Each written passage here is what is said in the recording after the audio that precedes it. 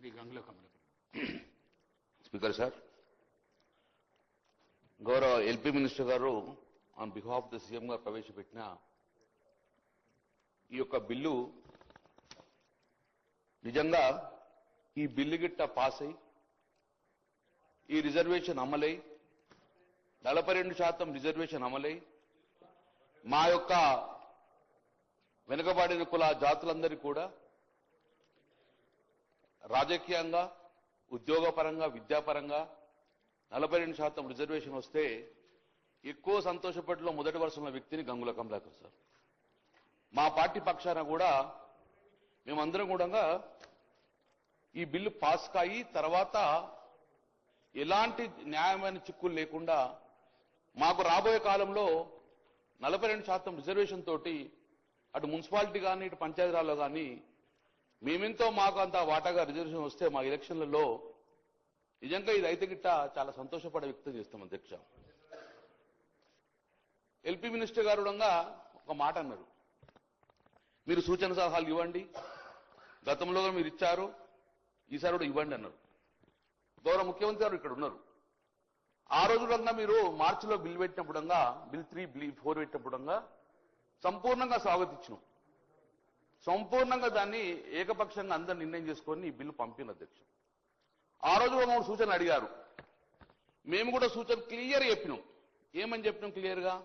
గౌరవ ముఖ్యమంత్రి గారు చెప్పారు, మీరు కూడా రండి, నేమ్ కూడా మెన్షన్ చేశారు, గంగుల కమలాకర్, శ్రీనివాసరావు మీరు కూడా రండి, అఖిలపక్షం తీసుకెళ్దాం, ఈ బిల్లు ఒత్తిడి తీసుకెళ్తాం అంటే yes sir will come with you అని చెప్పాము అధ్యక్ష. ఆ రోజు మార్చిలో 3, బిల్లు 4 ఈ పంపినప్పుడంగా మేము ఒకటే చెప్పాము, ఈరోజు శాస్త్రీయ పరంగా చెయ్యండి. శాస్త్రీయ పరంగా చేస్తే సక్సెస్ అయిన రాష్ట్రము తమిళనాడు. అశాస్త్రీయంగా చేయడం వలన ఫెయిల్ అయిన రాష్ట్రాలు బీహార్ కానీ, మధ్యప్రదేశ్ కానీ, యూపీ కానీ అశాస్త్రీయంగా చేయడం వలన కోర్టుతో మొట్టికాయలు వేయడం వలన అది రివర్స్ తిరిగి వచ్చింది అని మనం కూడా శాస్త్రీయంగా పోదాము, దయచేసి వెనుకబడిన కులాలను మోసం చేయొద్దు అని చెప్పేసి శాస్త్రీయంగా చేయాలని చెప్పి ఆ రోజుగా ఇదే సభలో మేము చెప్పడం జరిగింది అధ్యక్ష.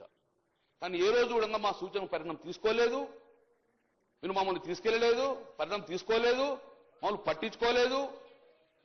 కాబట్టి ఇప్పుడు మీరు స్వాగతించరా, మీరు పరిణామం తీసుకుంటే ఇలాంటి చిక్కులు రాకపోవు అధ్యక్ష. 42% రిజర్వేషన్ ఇప్పుడు ఇస్తున్నామన్నారు అధ్యక్ష. బిల్లు తీసుకొస్తాం, బిల్లు తర్వాత జియో తీసుకొస్తామని చెప్పారు. నేను గౌరవ ముఖ్యమంత్రి సూటిగా అడుగుతున్నాను, ఈ రాష్ట్రం యొక్క అసెంబ్లీ తీర్మానం చేసిన తర్వాత బిల్లు పాస్ అయిన జియో ఇవ్వాలంటే మరి ఈ 22 నెలలు ఏం చేసిండ్రు? మరి అప్పుడే మీ ప్రభుత్వం ఏర్పడిన తర్వాత 6 నెలలు ఇస్తామని చెప్పి కామన్ డిక్లేర్ ఇచ్చారు కదా, అదే రోజు మీరు జియో వచ్చి ఎన్నికలకు పోస్తుండే కదా, మరి ఎందుకు జియో వేయకుండా సుమారు 6 కమిటీలు వేసిన అధ్యక్ష? నేను ఒకటి వరుసగా మీరు చెప్తున్నా అధ్యక్ష, మీరు నిజంగానే ఈ రోజు కార్యక్రమం చేసే విధంగా అప్పుడే చేస్తే గిట్ట మీరు ఈ జియో నెంబర్ 26 తీసుకొచ్చారు. జియో నెంబర్ 26 మార్చి 2024 తీసుకొచ్చారు. బ్యాక్వర్డ్ క్లాస్ డిపార్ట్మెంట్ నుంచి జియో ఇష్యూ చేసిన అధ్యక్ష. ఆ జియోలో క్లియర్ గా రిజర్వేషన్ పాస్ చేసినాం, కులగన్న సర్వే చేస్తామని చెప్పి చేయడం అధ్యక్ష. ఈ జియో నెంబరు బీసీ కమిషన్ ద్వారా వచ్చింది 26. దాని తర్వాత బీసీ కమిషన్ మాయమైంది, లేదు బీసీ కమిషన్. జియో నెంబర్ 18 తీసుకొచ్చిండ్రు, ప్లానింగ్ డిపార్ట్మెంట్ ద్వారా బీసీ ప్లానింగ్ డిపార్ట్మెంట్ ద్వారా సర్వే చేస్తామని చెప్పింది అధ్యక్ష. ఆ రోజు ఉత్తమ్ కుమార్ రెడ్డి గారు అధ్యక్షన కమిటీ చేశారు, బీసీ కమిషన్ మాయమైంది అధ్యక్ష 10 నెలల తర్వాత. నేను ఇవన్నీ ఎందుకు కోటి చెప్తున్నా అంటే సేమ్ ఇదే బీహార్లో జరిగింది కాబట్టి చెప్తున్నా అధ్యక్ష. మేము దయచేసి మేము రాజకీయంగా మాట్లాడలేను, మా సూచన పరిగణన తీసుకుంటే ఈ బిల్లు పాస్ అయ్యి రాజ్యాంగ పరంగా మన చిక్కులు లేకుండా యాభై చిక్కులు కావాలని కోరుకున్న వ్యక్తిని మేము. కాబట్టి జియో నెంబరు 18 తీసుకొచ్చారు అధ్యక్ష. సభ నేను గౌరవ సభ్యుని కన్సర్న్ కు ధన్యవాదాలు. బలైన వర్గాలకు సంబంధించి వారి పార్టీకి సంబంధించిన కన్సర్న్ ధన్యవాదాలు. కానీ బీసీ కమిషన్ వేసినటువంటి ఆ బీసీ కమిషన్ మాయమైందనో లేదా జియో నెంబర్ 18 అనే ఒక్క నిమిషం ఆగండి సార్, ఒక్క నిమిషం అది కోర్టులో గౌరవ సభ్యులు వేసిన కేసు ప్రకారంగా ప్రభుత్వం డెడికేషన్ కమిషన్ మేము బీసీ కమిషన్ వేస్తూ వారికి డెడికేషన్ అథారిటీ ఇచ్చినప్పటికీ స్పెసిఫిక్ గా కొంత వ్యక్తులు కొంతమంది వాళ్ళ ప్రేరేపితం ఉందా లేదా నేను ఇప్పుడు అవన్నీ మాట్లాడదలుచుకోలేదు. కానీ వారి సహకారం అడుగుతా ఉన్నాం. ఇప్పుడు ఇలా ఇంత పెద్ద కార్యక్రమం జరుగుతున్నప్పుడు అపశకునంగా మాట్లాడకుండా సహకరించేటువంటి ప్రయత్నం జరగాలి అధ్యక్ష. ఇంత పెద్ద కార్యక్రమం మొత్తం యావత్ తెలంగాణ ప్రజలు చూస్తా ఉన్నారు అధ్యక్ష. 10 సంవత్సరాల్లో ఏం జరిగింది? 2018 చట్టం ఎవరు విమర్శించదలుచుకోలేదు. ఒకటే మరి జీవో 18 కోర్టు ఆదేశాల మేరకు 24 గంటల్లో డెడికేషన్ కమిషన్ చేసినటువంటి చిత్తశుద్ధితో ఉండదనే మాట దయచేసి గౌరవ సభ్యునికి సమాజానికి చెప్తారు. తప్పుడు వార్త పోవద్దనేటువంటి ఆలోచనతో తప్ప బీసీ కమిషన్ మాయమైపోయింది, బీసీ కమిషన్ లేదు, జీవో 18 నెంబర్ తెచ్చారు అనేటువంటి రాంగ్ మంత్రిగా పనిచేసినారు బలహీన వర్గాల శాఖ. వారికి విజ్ఞతగా వదిలేస్తాను. గౌరవ ముఖ్యమంత్రి సభలో ఉన్న అధ్యక్ష, నేను తప్పు చేస్తే మీరు సరి చేయండి. మంత్రి గారికి వాస్తవం తెలివై. ఎందుకంటే చెప్పాలి, వాస్తవం చెప్పాలి, నేను చెప్పాలి. మీరు ప్రవేశపెట్టిన బిల్లు గంగుల కమలాకర్ అదే సార్, మీరు వన్ మినిట్ గంగుల కమలాకర్ గారు 1 మినిట్. ఇల్లే మినిస్టర్ గారు రెండోసారి మీకు రిక్వెస్ట్ చేసిండ్రు. ఆ వర్డ్స్ ఏవైతున్నాయో అవి విత్డ్రా చేసుకోండి. మీరు కూడా గతంలో మంత్రిగా పనిచేశారు. తెలియదు అనడం సమంజసం కాదు. దయచేసి విత్డ్రా చేసుకోండి. కేటీఆర్ గారు ప్లీజ్ ఇది ఇంపార్టెంట్ బిల్. కేటీఆర్ గారు ఇది ఇంపార్టెంట్ బిల్లు. దయచేసి స్పీకర్ సార్, మీరు కూడా మా హక్కులు కాపాడాలి అధ్యక్ష. మీరు కూడా మా హక్కులు కాపాడాలి. ప్రతి మాట్లాడిన కొద్దీ మీరు మాకు అవకాశం ఇచ్చి స్పీకర్ సార్, మీరు మాకు అవకాశం ఇచ్చిర్రు. అవకాశం ఇచ్చిన మాట్లాడినప్పుడు ఇంటరప్ట్ చేయకుండా మీరు చూసుకున్న బాధ్యత మీద అధ్యక్ష. నేను నిజంగానే గౌరవ సభ్యులు కమలాకర్ గారు హక్కులు ప్రతి సభ్యుని హక్కులు కాపాడేది చేరుకున్నది. కానీ మీరు ఏదైతే చేస్తున్నారో మీరు అనిపించుకోనికే చేస్తున్నారో అవి చేయకండి. ఇంపార్టెంట్ బిల్ ఉన్నది, బిల్ మీదనే మాట్లాడండి మీరు దయచేసి ప్లీజ్. మీరు కూడా గౌరవ అధ్యక్ష గారు, అధ్యక్ష పర్సనల్ గా మాట్లాడొద్దని మీరు కూడా మంత్రులు చెప్పండి. పర్సనల్ గా మాట్లాడితే ఇది అవకాశం ఇవ్వకండి. గంగుల కమలాకర్ గారు ఆ అవకాశం ఇవ్వకండి.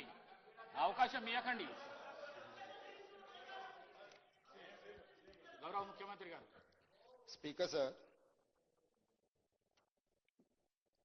గౌరవ సభ్యులు 2009, 2014, 2018, 2023 4 సార్లు శాసనసభ్యుడిగా ఎన్నికైన వ్యక్తిగానే కాకుండా కరీంనగర్ లోకల్ బాడీస్లో మున్సిపల్ కార్పొరేటర్గా కూడా పనిచేశారు.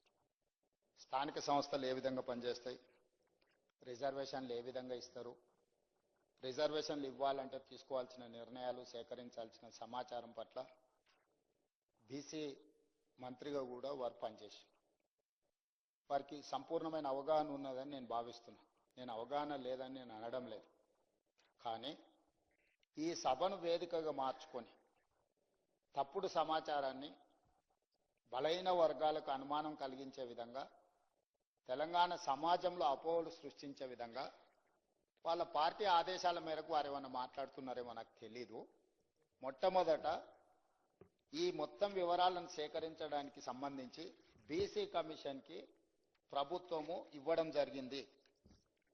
ఆ తర్వాత ఆర్ కృష్ణయ్య గారు రాజ్యసభ సభ్యులు రిట్ పిటిషన్ నెంబర్ 30381 ఆఫ్ 2024 వారు హైకోర్టులో ఒక రిట్ పిటిషన్ ఫైల్ చేసి ఇది బీసీ కమిషన్ ద్వారా కాదు, డెడికేటెడ్ కమిషన్ ద్వారా ఈ సమాచార సేకరణ మొత్తం జరగాలి, ట్రిపుల్ టెస్ట్ బాధ్యతలను అప్పగించేందుకు డెడికేటెడ్ కమిషన్ వేయండి అని చెప్పి ఆర్ కృష్ణయ్య గారు హైకోర్టుకు వెళ్ళడం జరిగింది అధ్యక్ష. వారి పిటిషన్ బేసిస్ మీద హైకోర్ట్ ఆఫ్ తెలంగాణ రాష్ట్ర ప్రభుత్వానికి ఆదేశాలు జారీ చేసింది. ఇది ఆ కాపీ అధ్యక్ష. దాని ప్రకారము 24 అవర్స్ తిరిగే లోపలనే హైకోర్టు ఆదేశాలు ఇచ్చిన మరుక్షణం తెలంగాణ రాష్ట్ర ప్రభుత్వం చిత్తశుద్ధితో బలహీన వర్గాలకు ఎన్నికల సమయంలో ఇచ్చిన మాట నిలబెట్టుకోవాలి, 42% రిజర్వేషన్లు ఇవ్వాలి నూరైనా అక్కడు సూర్యుడు ఇక్కడ మొలిసినా ఇచ్చిన మాట నిలబెట్టుకోవాలని వారు ప్రాతినిధ్యం వహిస్తున్న గడ్డ మీద నుంచి 2004న శ్రీమతి సోనియా గాంధీ గారు తెలంగాణ ప్రజల యొక్క ఆకాంక్ష నెరవేరుస్తా అని చెప్పి ఎన్ని ఒడిదుడుకులు వచ్చినా ఎన్ని అడ్డంకులు చేసినా ఎంతమంది కుట్రలు పన్నినా ఆంధ్రప్రదేశ్లో పార్టీ పూర్తిగా తుడిచిపెట్టకపోయినా కేంద్రంలో అధికారం కోల్పోయినా తెలంగాణలో రాజకీయ ఒడిదుడుకులను ఎదుర్కొన్న ఇచ్చిన మాట నిలబెట్టుకోవడం కోసం శ్రీమతి సోనియా గాంధీ గారు ఒక సాహసోపేతమైన నిర్ణయం తీసుకొని తెలంగాణ రాష్ట్రం ఇచ్చిన పార్టీ కాంగ్రెస్ పార్టీ అధ్యక్ష. అట్లాంటి కాంగ్రెస్ పార్టీ నాయకుడు రాహుల్ గాంధీ గారు ఈ 42% బీసీలకు బలహీన వర్గాలకు భారత్ జోడో యాత్ర సందర్భంగా ఇచ్చిన మాటను అమలు చేయడానికి చిత్తశుద్ధితో అన్ని రకాల ప్రయత్నాలు చేసి ఎక్కడ కూడా వారే చెప్పారు. గతంలో బీహార్లో చేస్తే అడ్డంకులు వచ్చినాయి, రాజస్థాన్లో చేస్తే అడ్డంకులు వచ్చినాయి, ఇతర రాష్ట్రాలలో చేస్తే అడ్డంకులు వచ్చినాయి. ఆ విధమైన అడ్డంకులు తెలంగాణ రాష్ట్రంలో రాకూడదు, బలహీన వర్గాలకు మేలు జరగాలి అన్న ఆలోచనతోటి అధికారుల కమిటీని, కమిషన్ని, మంత్రులను కూడా ఆయా రాష్ట్రాలకు పంపించి అక్కడ మొత్తం సమాచారాన్ని సేకరించి అక్కడ చట్టపరంగా న్యాయపరంగా ఎదుర్కొన్న సమస్యలను అన్నిటిని కూడా క్షుణ్ణంగా పరిశీలించి ఆ తర్వాత డెడికేటెడ్ కమిషన్ అపాయింట్ చేయడం జరిగింది అధ్యక్ష. ఈ మొత్తం ప్రక్రియ ఫిబ్రవరి 4, 2024 నాడు మొదలుపెట్టి ఫిబ్రవరి 4, 2025 సరిగ్గా 365 రోజులు తిరిగే లోపల పకడ్బందీ చట్టాన్ని చేసి ఈ రోజు తెలంగాణ రాష్ట్రంలో బలహీన వర్గాలకు స్థానిక సంస్థల పంచాయతీరాజ్లో, స్థానిక సంస్థలు మున్సిపాలిటీస్లో 42% రిజర్వేషన్లు ఇవ్వాలని చిత్తశుద్ధితో మేము ముందుకు వెళ్ళినాం అధ్యక్ష. ఇదే కాదు, ఇదే శాసనసభలో మంత్రివర్గంలో తీర్మానం చేసి శాసనసభలో ఆమోదింపజేసి విద్యా ఉద్యోగ అవకాశాలలో 42% బిల్లును, అదేవిధంగా స్థానిక సంస్థల్లో 42% రిజర్వేషన్లు 2 బిల్లులను మేము ఆమోదించి గవర్నర్ గారికి పంపించినాం అధ్యక్ష. గవర్నర్ గారు వాటిని ఆమోదించకుండా రాష్ట్రపతి గారికి పంపించారు. దాదాపుగా 5 నెలల నుంచి ఆ 2 బిల్లులు రాష్ట్రపతి గారి దగ్గర ఉన్నాయి అధ్యక్ష. ఈ లోపు స్థానిక సంస్థల ఎన్నికలు నిర్వహించడం లేదు, ఆలస్యమైందని కొంతమంది హైకోర్టుకి వెళ్తే తెలంగాణ హైకోర్టు మాకు ఆదేశాలు ఇచ్చి సెప్టెంబర్ 30 తారీఖు లోపల ఎన్నికలను పూర్తి చేయండి అని ఆదేశాలు ఇచ్చింది.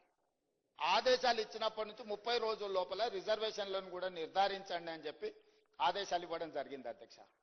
హైకోర్టు ఆదేశాల మేరకు ఉన్న పరిస్థితులను, చట్టాలను అన్నిటిని పరిశీలిస్తే 2018లో చంద్రశేఖరరావు గారు తీసుకొచ్చిన పంచాయతీరాజ్ యాక్ట్, గంగ్ల కమలాకర్ గారు బీసీ మంత్రిగా ఉండుకుంటూ తెచ్చిన చట్టం ఏంటంటే 50% పరిమితికి లోబడి మాత్రమే ఎన్నికలను నిర్వహించాలి.